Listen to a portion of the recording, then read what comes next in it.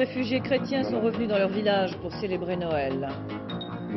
En Sicile, l'Etna s'est réveillé au milieu de la nuit. Bilan, un mort, 11 blessés. Les drogues douces sont en régression, mais la consommation d'héroïne est en augmentation.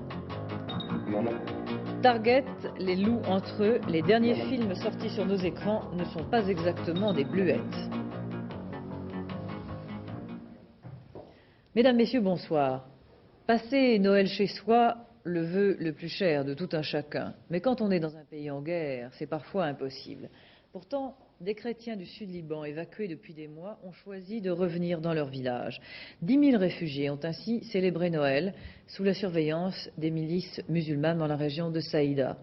Ils ont lancé là un message appelant à vivre ensemble dans la paix. Le reportage de notre envoyé spécial au Liban, Joël Hazard. Pour ces villageois chrétiens, sous contrôle des milices chiites d'Amal, c'est un premier Noël en fief musulman. Nous sommes à une vingtaine de kilomètres de Saïda.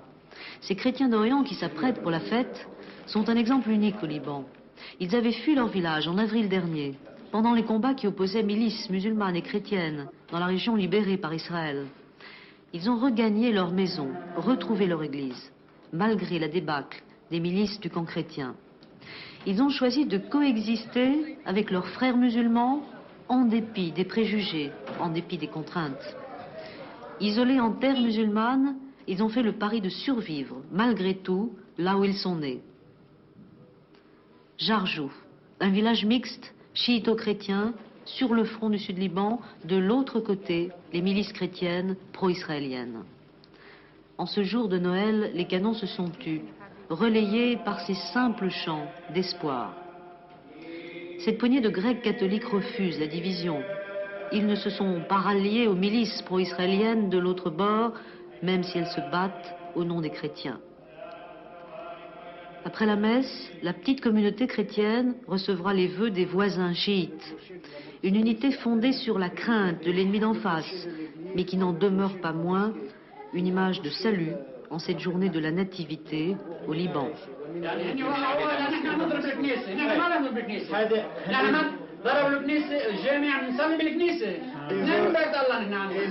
Ils ont touché la mosquée pour que nous détruisions l'église, mais s'ils touchent la mosquée, nous prions à l'église parce que toutes les deux sont maisons de Dieu pour nous. Très bien. C'est dans un hôtel de Beyrouth que la famille Kaufmann, Marie Sera et quelques amis ont passé la soirée de Noël.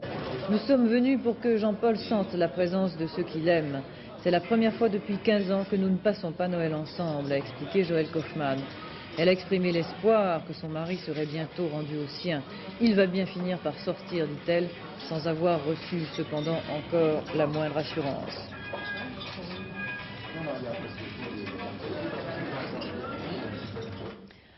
À Pékin, pour la première fois depuis 27 ans, les catholiques chinois ont pu assister à la messe de minuit dans la cathédrale Saint-Sauveur. Depuis 27 ans, en effet, elle était fermée. Émilie Rafoul. 10 000 personnes ont attendu pendant des heures dans le froid pour assister à cette messe de minuit en latin. Il faut dire que l'événement était de taille. La cathédrale Saint-Sauveur, transformée en entrepôt pendant la Révolution culturelle, était tout de même restée fermée après 1976. Depuis 10 ans donc, les catholiques chinois s'arrangeaient comme ils le pouvaient avec les petites paroisses existantes. Des paroisses qui dépendent de l'église patriotique catholique de Chine. C'est l'État qui a créé cette église, c'est également l'État qui nomme évêques et prêtres, interdisant tout contact avec le Vatican. Le Vatican d'ailleurs refuse de reconnaître l'église chinoise et Pékin a rompu avec celle du pape parce qu'elle entretenait des relations diplomatiques avec Taïwan. Comme pour cette messe de Noël, c'est parce qu'ils n'obéissent pas à l'autorité du pape que les catholiques chinois peuvent pratiquer leur foi. Mais depuis plusieurs années, avec la libéralisation intérieure du régime, on assiste à une pratique plus facile de la religion et l'ouverture de la cathédrale en est indéniablement un symbole. Noël au bivouac. Nos soldats ne rentrent pas tous chez papa-maman pour fêter Noël en famille. Les journalistes non plus. On peut donc imaginer leur rencontre pour un réveillon insolite. Pierre Babet et Jean-Pierre Limon ont passé la soirée à 1800 mètres d'altitude, sous la neige, avec un détachement de transmission de la division alpine. Champagne très frappé, bûche de Noël très glacée, la température est descendue à moins 12 degrés sur ce détachement du 27e RCS de Grenoble. Leur point haut, quelque part entre le Grand Colomb et le recoin de Champs-Rousses, serait vital en cas de malheur, et c'est justement en période de grande fréquentation de la montagne que les risques d'accident sont les plus nombreux. Quand l'enneigement s'y prête, il y a une fréquentation qui est bien sûr supérieure à la moyenne, et à partir de là, il se peut que des gens plus ou moins imprudents s'égarent. On est donc amené à mettre sur pied des recherches, et les buts de ces points hauts, c'est justement de coordonner ces recherches et d'assurer une couverture radio qui permette l'acheminement des communications. Le jour se lève sur ce détachement point haut. Pour les officiers, s'achève une nuit presque comme les autres. Ce n'est pas le cas pour tous les appelés. Vous, c'est votre toute première nuit sous un bivouac? Oui, toute première. Résultat de l'expérience? Un peu froid. Ouais, ça a été, quoi. Vous aimez ça, la montagne? Ah oui, j'adore ça. D'ailleurs, j'ai demandé les chasseurs alpins. Moi, je me suis trouvé dans les transmissions alpines, quoi. Ce genre de mission dure habituellement de 3 à 5 jours, sauf lorsque l'hélicoptère ne peut venir au rendez-vous des transmetteurs. Mais les hommes des points hauts sont les premiers à savoir qu'en montagne, c'est la météo qui commande. Cela fait 6 ans exactement que les troupes soviétiques ont envahi l'Afghanistan. Depuis, malgré l'interdiction, des médecins et des journalistes vont en Afghanistan. Une équipe de FR3 vient d'y accompagner un groupe de médecins du monde.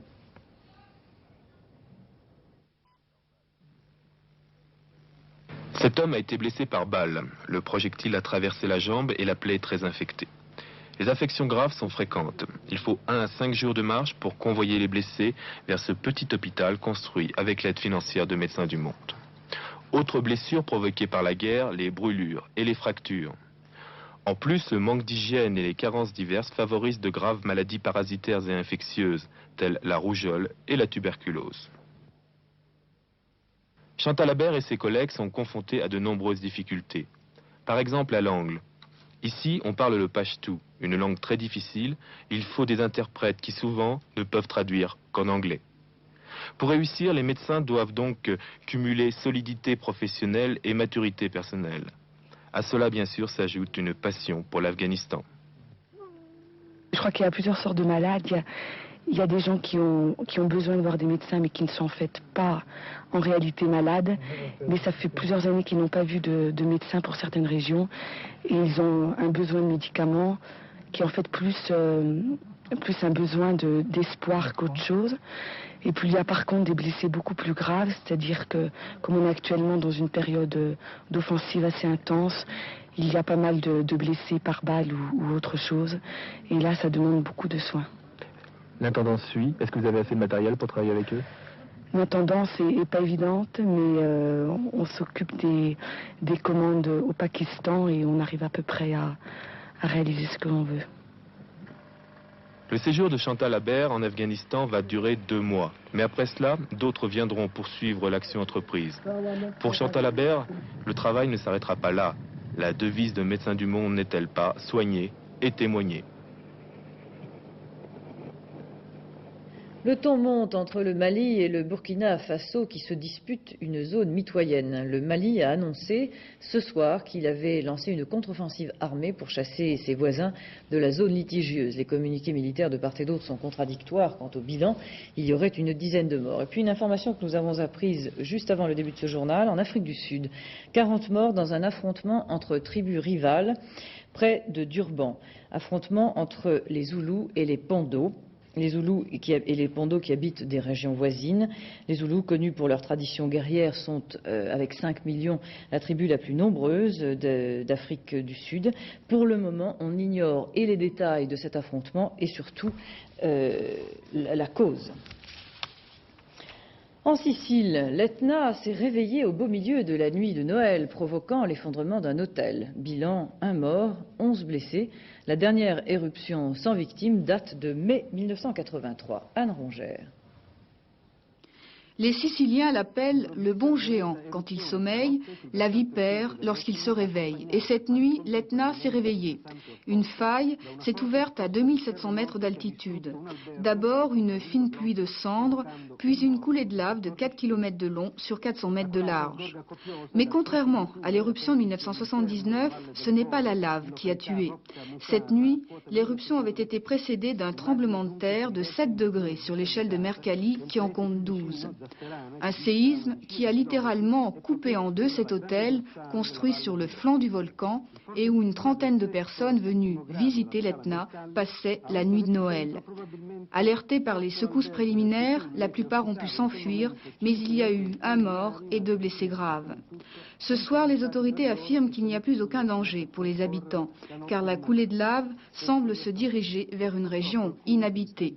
Mais les Siciliens se méfient, l'Etna, le volcan le plus surveillé d'Europe, est aussi le plus imprévisible.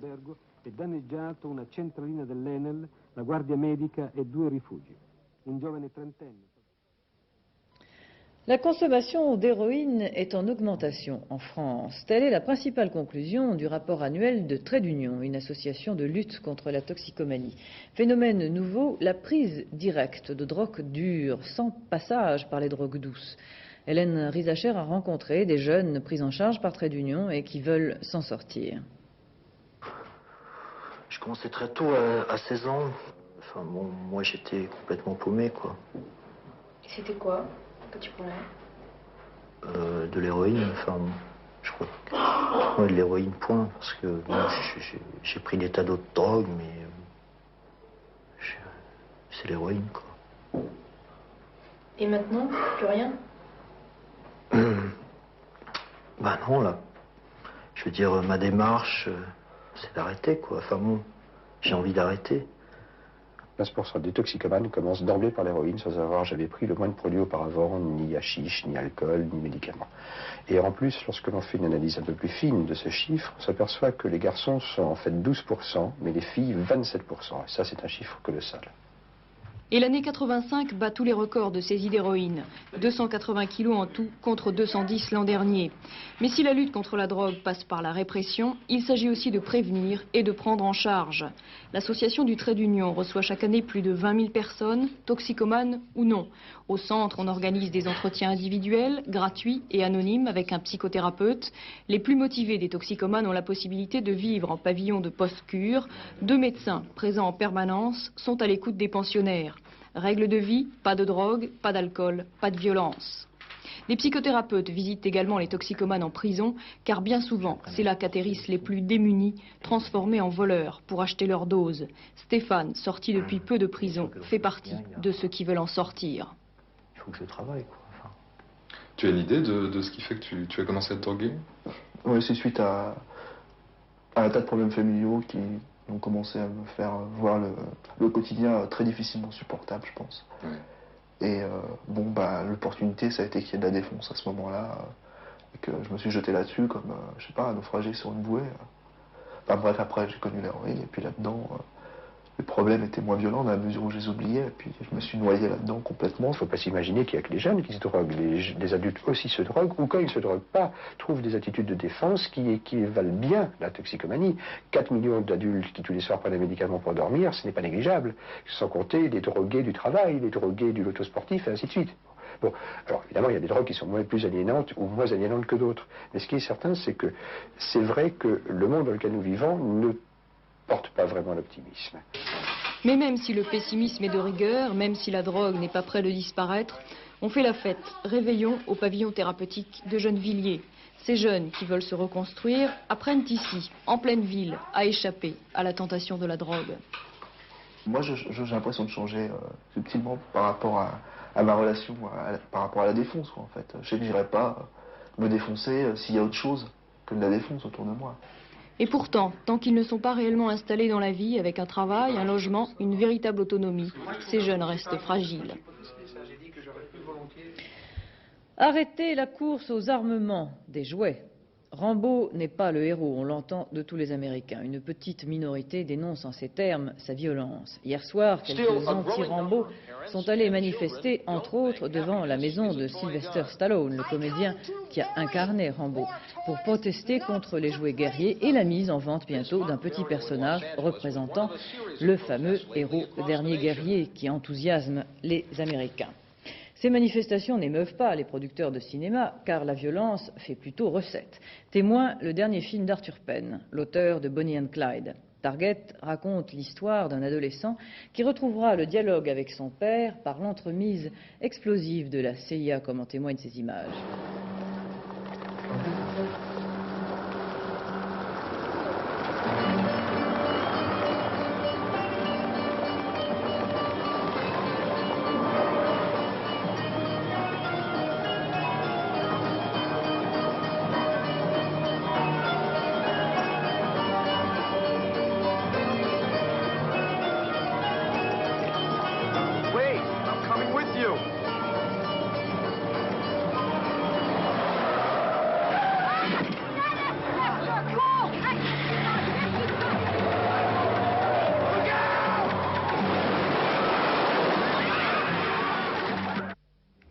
Un peu hermétique, Henri, cet extrait-là. Que se passe-t-il entre ce père et ce fils? Eh bien, écoutez, ce fils s'ennuyait auprès de son père. Il ne le comprenait pas, il le trouvait bourgeois et stupide. Et puis, brusquement, à la faveur... oui, eh ben, ça arrive souvent, en effet. Mais à la faveur d'un voyage de sa mère en Europe, eh bien, on apprend qu'elle est enlevée. Alors, pourquoi cette dame est-elle enlevée? Question. On découvre que le père a un passé chargé côté CIA et qu'on veut sa mort à tout prix, donc on la fait revenir en enlevant sa femme. Autrement dit, aux États-Unis aujourd'hui, si vous voulez parler simplement de la difficulté qu'a un fils de parler à son père ou vice-versa, eh bien, il faut à tout prix inventer une histoire parfaitement violente et explosive, parce que ce genre de situation, ça ennuie tout le monde. Il faut donc inventer la violence, simplement pour retrouver le bon chemin d'un dialogue tout à fait normal, me semble-t-il, entre deux êtres humains. Voilà. Violence aussi dans le cinéma français, dans le dernier film de José Giovanni, Les loups entre eux, un titre parlant. C'est l'équipée héroïque d'un commando spécial qui libère un diplomate américain enlevé à Rome par des terroristes.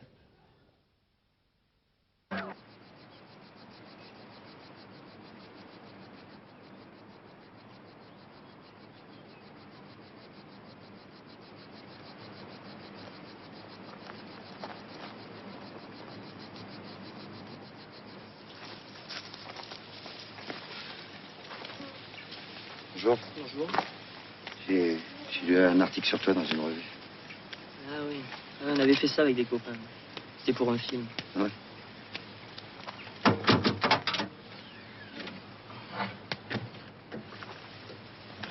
Tu vis là-dedans? Ouais, je vis là-dedans. Ouais, la nature, tout ça, ça me plaît. On est bien, là. Ça t'intéresserait une nouvelle voie? Une nouvelle voie? Où ça? Une falaise en Méditerranée. Mais une fois en haut, il faudrait tirer une dizaine de types. Des types qui veulent se faire peur? Ouais, c'est un peu ça. En échange, tu demandes ce que tu veux, tu l'auras. Tu sais, moi j'ai ce que je veux. Je grimpe toute la journée, je suis libre, ça me suffit amplement. Je suis bien comme ça. Oh, j'ai toujours besoin de quelque chose. Ça dépend ce que tu cherches. Alors là, très calme cet extrait, mais vous m'avez dit que le film était... Ah, il est très dur, extrêmement dur. Non, on a passé cet extrait parce que je crois que tout le monde aura reconnu Patrick Edlinger. Qui n'est pas comédien du tout. Qui n'est pas du tout mais comédien. Alpiniste, comme on l'a vu ah sur oui, Première mais Image. alors, de grandes prouesses dans le film, justement. Ça, c'est très spectaculaire. Mais alors, c'est un film violent, mais tout à fait à l'échelle américaine. C'est-à-dire qu'actuellement, le match Amérique-France, c'est ça. Il faut qu'on prouve, nous, dans notre cinéma, que nous arrivons à faire exactement la même chose. Et c'est peut-être le meilleur film de José Giovanni à cet égard, et peut-être aussi quelque part pour la morale. Parce que ces loups entre eux, ce sont évidemment les mercenaires, les agents doubles, les services secrets de chaque côté, et puis finalement la morale de l'histoire est qu'il faut faire attention, si on met un doigt dans ce genre d'engrenage, il n'y a pas que le doigt qui reste, mais on risque d'y passer complètement. Il n'y a pas de morale, bien entendu, et pas de quartier. C'est pas mal fait. Et il y a des comédiens autres qui entourent Claude Brasseur, qu'on vient de voir. Il y a Darmon, il y a 5 ou 6, ils sont tous excellents. Et vraiment, c'est un film assez étonnant dans le cinéma français par sa facture. J'explique bien la chose. C'est-à-dire qu'il est exportable, autrement dit. On va passer quelques instants maintenant avec un très très grand monsieur du cinéma. L'honneur des Prizzi, c'est le dernier film du géant américain John Huston. Pour la première fois depuis Le Faucon Maltais il y a 44 ans, Huston raconte une histoire de pègre. Mais au contraire de Francis Ford Coppola, avec Les Parrains, Huston tourne la mafia en ridicule. Son film sort en France dans 10 jours et Huston est très confiant. Il a expliqué pourquoi à Henri Chapier, en priorité pour Soir 3.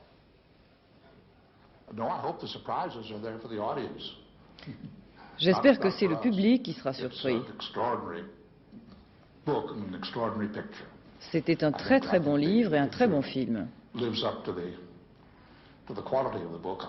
Et j'espère que le film atteint la bonne qualité du livre. Et c'est très bien joué. Les acteurs sont superbes. J'étais impatient de retravailler avec Jack Nicholson.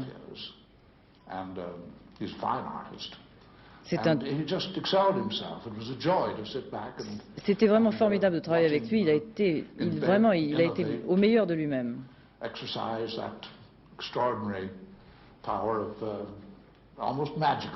Il a un pouvoir extraordinaire, presque magique, de découvrir de nouvelles choses.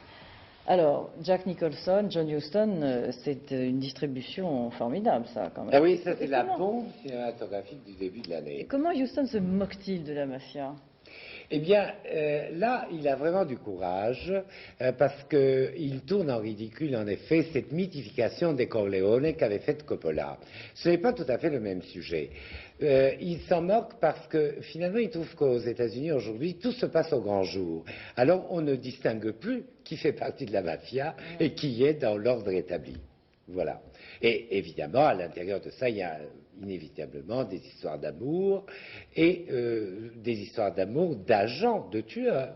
Et vous êtes d'accord avec l'enthousiasme de Huston Ah oui, Nicholson est formidable. sur Nicholson? Oui, oui. C'est pas la faiblesse d'un beau-père pour son gendre?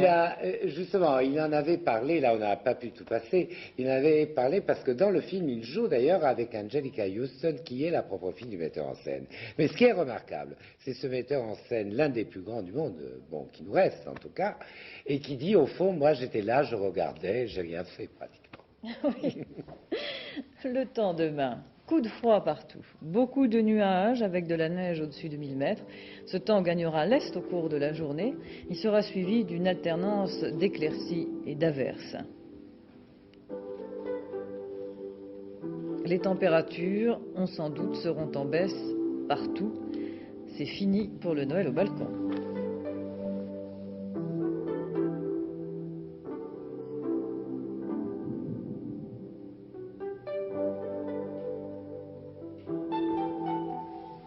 Pour terminer ce journal de Noël, une chanson, Les enfants de l'an 2000 que nous a préparé Henri Chapier. Pierre Bachelet et des enfants d'aujourd'hui rêvent à leur avenir.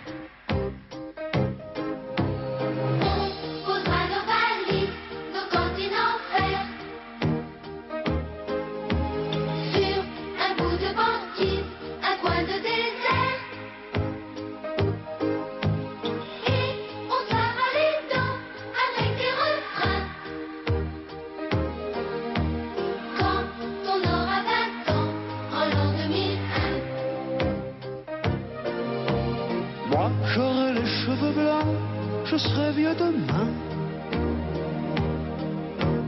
Quand t'auras tes 20 ans, en l'an 2001. Petit bonhomme, tu viens d'éclore comme un ange humain, tout petit bout d'âme qui tend la main pour faire ses premiers pas.